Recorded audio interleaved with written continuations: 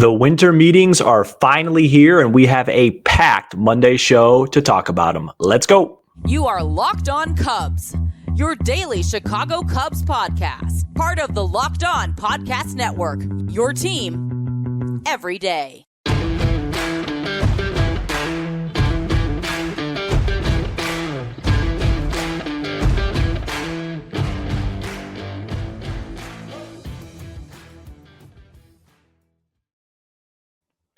You are Locked On Cubs, part of the Locked On Podcast Network, your team every day. I am Sam Olver. Please support the show by following on your preferred audio platform, and you could watch, subscribe, and leave a comment on YouTube. Thanks so much for making us your first listen. We are lifelong fans taking our passion into a discussion with you on all things Cubs. Today's episode is brought to you by FanDuel. Make every moment more. Right now, new customers get $150 in bonus bets with any winning $5 moneyline bet. That's $150 if your team wins. Visit FanDuel.com/locked on to get started.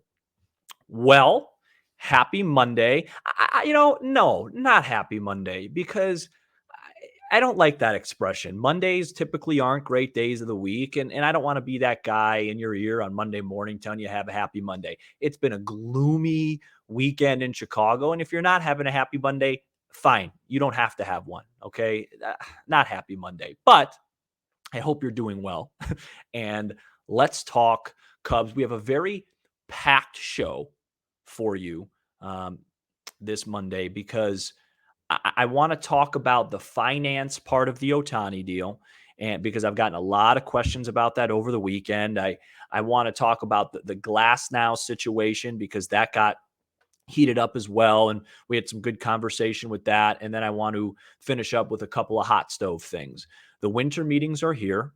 I think this is going to be a very packed week for the Cubs. I think it's going to be hopefully a prosperous week for the Cubs, and we're going to take the ride together. Let's start with Shohei Otani, because I'm starting to see a lot of people now grow frustrated in waiting for him to sign. And I've gotten a lot of messages and tweets and everything saying, Sam, please explain to me, if we're going to give Shohei Otani $550 million, why wouldn't we give Bellinger, Yamamoto, and Montgomery, sign those three guys for the same amount, and we would have a much better team and a much better return? And I thought about this, and I said this early on in the Ohtani sweepstakes. I even think I gave a hypothetical on the show, and I talked to somebody in the league that kind of explained it to me. Not in the league, but somebody that understands the business of baseball, and they really explained it to me. And so I want to explain it to you on why Shohei Otani, why the Cubs are going to go all in on him. And this isn't the most exciting segment, because it's not really about winning baseball games. And if you watch this show, typically when we talk about this stuff with Matt, I always just interject and say, I just care about winning. But I think in this case, from a fan's perspective, it is important to understand. Obviously, Shohei Otani is going to help you win baseball games, even if he can't pitch.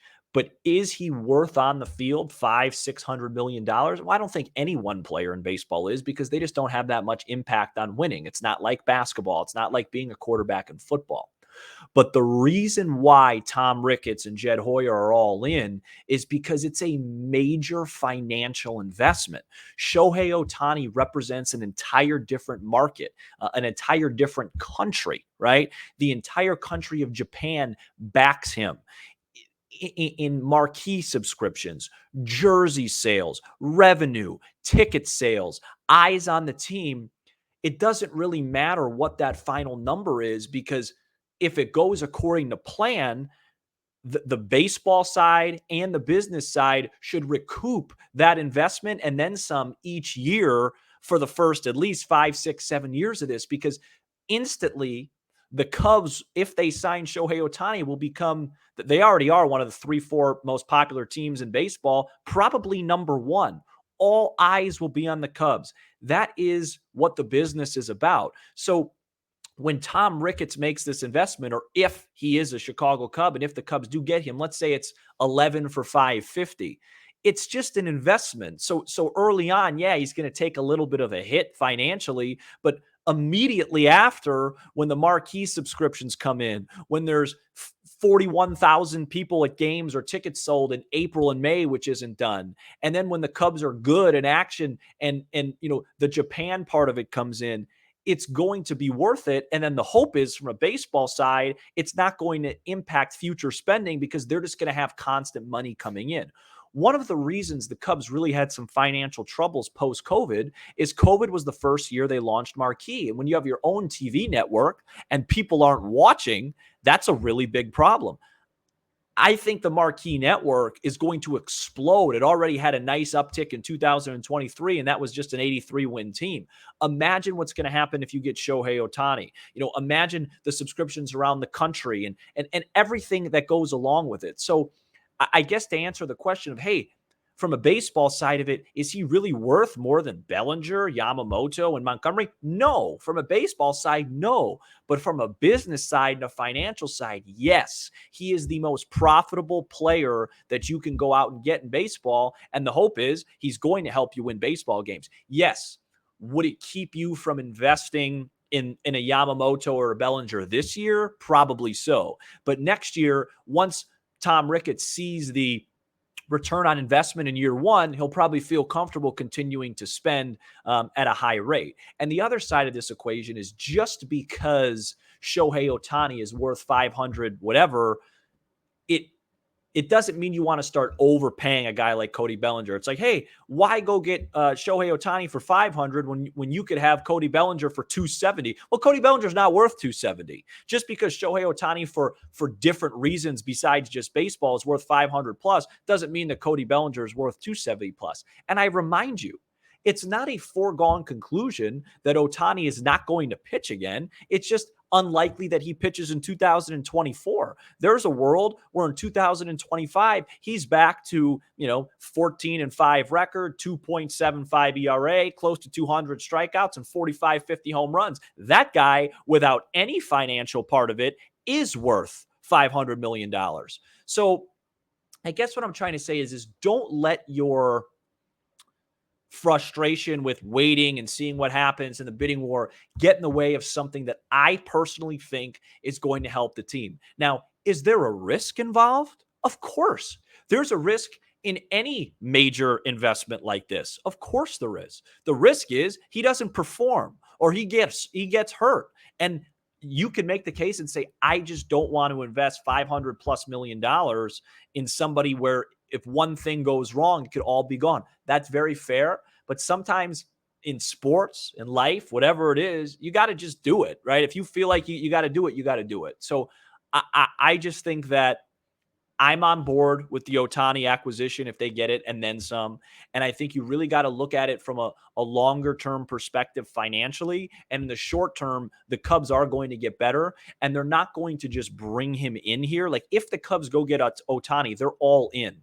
They're going to surround him with better players. They're going to make trades. They're going to try and get pitchers because he wants to be a winner. So for the Cubs to get him right now, if they're talking to him, they have to sell him on winning. Like it's not going to be like, hey, we just got Ohtani, now we're just sitting on our hands. They're going to have to win. They're going to have to put out a winning product to continue to gain revenue, and they're going to have to put out a winning product to keep their promise to him and make him happy. So I believe the way I look at the Ohtani thing is if the Cubs get him, it's the best case scenario for the fans. You're going to get a special player, a once-in-a-generation type player, and the Cubs are going to have pressure on them to win right away with their healthy farm system and things going forward. So I just think that was an important element. I know Matt and I have covered it a little bit on the show, but really just strictly from a financial point, when you see these big numbers, it's not like if Juan Soto hit 420 last year with 64 home runs and he was worth 400+ million. No disrespect to Juan Soto. He's an unbelievable player. It's the global impact that Shohei Otani could bring to him and the financial impact and revenue impact that makes this so attractive for the Cubs long-term, no matter what the contract is. So hopefully they get him.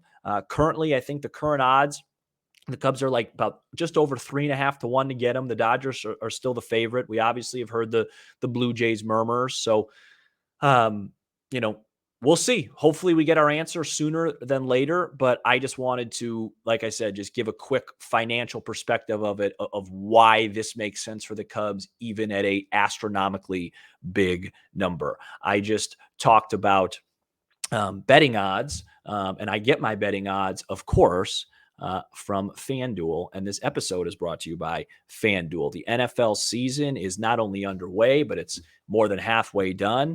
And you can get incredible offers with FanDuel, America's #1 sports book. Right now, new customers can bet $5 and get $200 in bonus bets guaranteed. Plus, all customers who bet $5 will get $100 off NFL Sunday Ticket from YouTube and YouTube TV. Now is the best time to join FanDuel. The app is easy to use, and you can bet on everything from spreads to player props and more. The Bears were off this previous Sunday, which is always a nice relief for everybody in the Chicagoland area to save themselves from that atrocity. The Bulls have won a couple games in a row. I would like to bet, and I'm not sure if you can, that Zach LaVine will not be a Chicago Bull before Christmas time. I wonder if FanDuel has any odds on that. So visit FanDuel.com/lockedon and kick off the NFL season with an offer you won't want to miss. FanDuel, official partner of Locked On Podcast Network and the National Football League. We are back here on Locked On Cubs. And now that the financial lesson is over, now that economics class is over, let's jump on the hot stove. And I know nothing happened this weekend, or at least up to this point, it's about 8:30 Central Time, but there are plenty of rumors, plenty of hot stove, plenty of things going on. So let's get into it right now. The biggest thing that I think, or I think the closest thing right now to happening, is the Tyler Glasnow trade. Different reports. Everybody says the Cubs and Rays are in talks. Different outlets. The Rays right now are using other teams as leverage. It feels like the Jordan Montgomery drop from Jeff Passan. I think it was Thursday or Friday. That was the Cubs using Montgomery as leverage, saying, "Hey, Tampa, if you don't want to trade with us, if you really want that extra top 10 prospect, we're not going to do business with you. We'll just sign Jordan Montgomery." This is how it goes. They're playing games. It does feel like eventually that they are the best fit. For the Rays, it makes sense because they want to sell high on Glasnow. They know they can't pay him this next offseason because they have no money as an organization. And the Cubs have a rich farm system, and they have major league fringe ready starting pitchers that the Rays feel really good bringing into their pitching factory, bringing into their lab, and developing them and getting a good return on their Glasnow trade. For the Cubs, it's simple. Cade Horton's close, but he's probably not quite ready yet. The Cubs want to win in 2024. What are they missing? A top-end starter that misses a ton of bats. If Tyler Glasnow's healthy, what is he? A top-end starter that misses a lot of bats. Of course, just like everything else, there is risk involved that the Cubs are going to have to, think about. But, if he gets hurt, it's a one-year investment. And I tweeted this out, I think, on Friday. By the way, if he does get hurt, or he doesn't perform well, there's probably a good chance he'll want to give it another chance on a cheap one-year deal in 2025. So I just think this deal makes a ton of sense for both sides. If he does perform great, yeah, you're not going to have him back. But if he performs great, he might help you win a division title. So I know people, and I've even preached this on the show, you're a little bit hesitant trading with the Rays because they're so smart, but I don't think this is that type of trade. The Rays know Tyler Glasnow is great. They're trading them because of financial reasons, and he's just coming off a 21-start season, so he's healthy, and they feel like this is the highest value they can get for him because they don't want to, pay, I think whatever it is 25, how much million he's due to make in 2024, and then they know they can't sign him to an extension or re-sign him. So I don't think this is one of those things where the Rays know something about Glasnow that the Cubs don't. No, that's not what it is. And like I said, I think from the Cubs perspective, if he pitches well in 2024, there's a really good chance the Cubs are going to be very good. And if he doesn't, maybe you get him back for 2025 on the cheap and he has a comeback year. I doubt that Tyler Glasnow is going to have back-to-back bad seasons in 24 and 25. I just think he's too talented if he's out there healthy. So, I want to talk about the potential return here, because I got some, there was some smoke this weekend that I dropped myself, and I have not heard anything from anyone. I was just kind of gauging the temperature. Look, I don't think Christopher Morel goes in a Glasnow trade because, it's 1 year control. Maybe he's part of a bigger deal. But I just want to say this because I tweeted it. I want to say it on the show. I think I think I might be the most down on Christopher Morel, and I like him. I like him as a player, and he seems like a great guy. But just among the Cubs fans, it seems like Christopher Morel is one of those guys, kind of reminds me of Baez a little bit. Trying to think of some other examples that just kind of has a unanimous approval rating among Cub fans. And, they just think that he's the bee's knees and, he's got this bright future and all these things. And I look at Christopher Morel and I see a ton of raw talent, a ton of raw power, but I see a guy that last season, he played, I think, like 107 games towards the end of the year. He's a part-time player. He still struck out basically at a 200K pace for a 162 game season. And he wasn't even playing every day. He was playing in matchups that best suited him. If he's playing 150 plus games, the strikeout numbers, the whiff numbers are really scary. And we've just seen this before. It's just really hard if you don't put the ball in play at least a, normal below average rate and you don't walk a ton. It's just really hard to have success year in and year out. And then, using the Baez comp, when Baez was struggling early on, at least Baez had a ton of defensive value. Yes, he made errors, but it was obvious from day one that once he starts to clean it up, that he could be a Gold Glove caliber shortstop. Christopher Morel is different. He makes those flashy plays that Baez could make, but the routine plays, the footwork, the mechanics, there's not much defensive value there. I'm not trying to, get too down on Christopher Morel. I'm just saying, I hope if he is part of a trade, whether it's Glasnow or whatever, I just hope it's not a huge uproar from Cub fans going after Jed Hoyer. I just think that, I think he's an asset. And I think that you could really make the case that if he does get traded this year, the Cubs are selling high on him. I don't think it's a safe bet that he has an above 800 OPS in 2024. And I definitely don't think it's a safe bet at all to say that he's a future everyday player in the major leagues. I think it's a safe bet to say he's got a ton of raw power. And if he plays, he's going to hit the ball out of the ballpark. But, what is that really saying? How much value does that really have? It has some, but how much? And, he's 24. He's not like a super young prospect. I'm not saying I don't like Christopher Morel. I know I'm going to get beat up in the comments for this, but I'm just saying that if he does go and you're looking for somebody to tell you it might not be the worst thing in the world, that's what I'm doing. So we'll see what happens with Glasnow.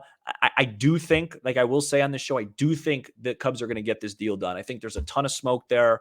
I think that they've got to be pretty close at this point, and hopefully that gets done. At my first initial reaction to it, early on in the offseason when Matt brought it up, was concerned about his health, but I've really talked myself into it. And I think especially if the Cubs can get Ohtani or another big bat, they'll really be in good shape, because I just think Glasnow is at a totally different level, if healthy, than Marcus Stroman. Coming up next, we are going to wrap the show up with talking about some rumors that are floating along and some positive things as the hot stove continues to heat up. We are back here on Locked On Cubs on this Monday episode. Maybe the sun will be out on Monday. We'll see. It feels like it hasn't been out since Halloween, but maybe that's just me.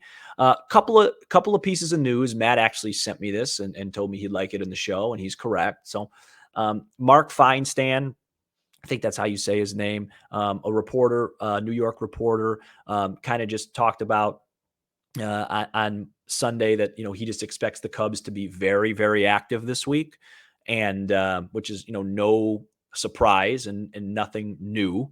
But it was just nice to hear from a different outlet and expect the Cubs to be active, with everybody. And then I thought this was really interesting. This is from Jim Bowden. I'm not really sure how to say his last name. He's an analyst, insider. I think he works for CBS. And he tweeted out Sunday afternoon, kind of random. And when things like this happen random, like a Sunday afternoon drop like this, you just know it's coming from somebody. And I'm just going to read you the tweet.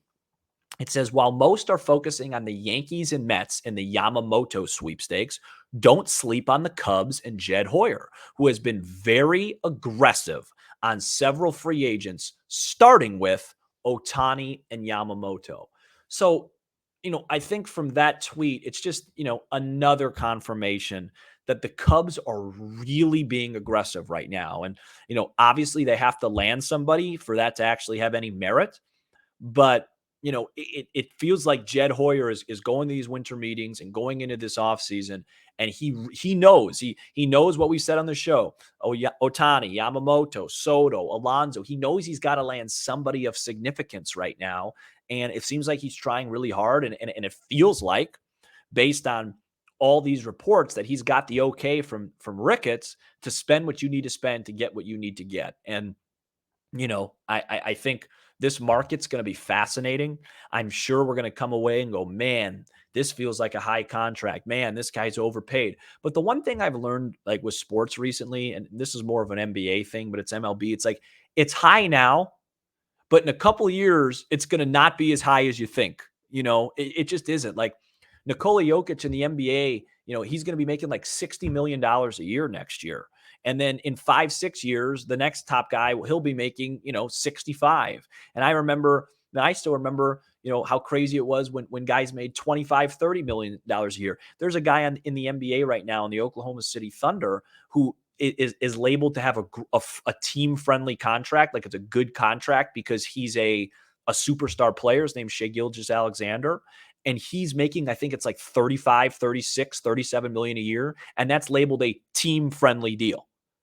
Like, just think about how times have changed. So it's like initially when these guys sign, it's going to be like, oh my gosh, that's so high. But, who knows? When Ohtani's contract's up, the best player in the league might be making $75-80 million a year. I mean, the world, I don't want to get into any more finances. I feel like I can get like a certification at this point from this episode. But, inflation and all that stuff's a real thing. People keep consuming sports, and the money is just going to keep getting higher. So I'm not too worried about these prices. I just want the Cubs to make moves, and hopefully by the end of this week, and we have a lot to talk about. So hope you guys enjoyed that Monday episode. These TED Talks, these solo shows, Sundays going into Mondays are fun. I look forward to them. And I hope for Tuesday and tomorrow that we have some good news to bring to you when Matt returns. So have a good rest of your Monday, everybody, and good luck to us all. Breathe in. Make sure that when you're looking at Twitter accounts, there's no check marks anymore. Make sure you're getting real accounts. I don't want any texts and messages again. People keep sending me these fake account trades. Make sure you know who's a real account and who's not. It's tricky now. It used to be a lot easier. It's a lot harder now. So let's get through it together. Shout out to the everydayers who are with us all 5 episodes throughout the week, and you can become an everydayer by checking us out each and every weekday. Be sure to hit that subscribe button for Locked On Cubs on YouTube and smash the like button for the algorithm. We are also on Apple, Spotify, and wherever you get your podcasts and streaming on SiriusXM. I'm Sam Olber, and this is Locked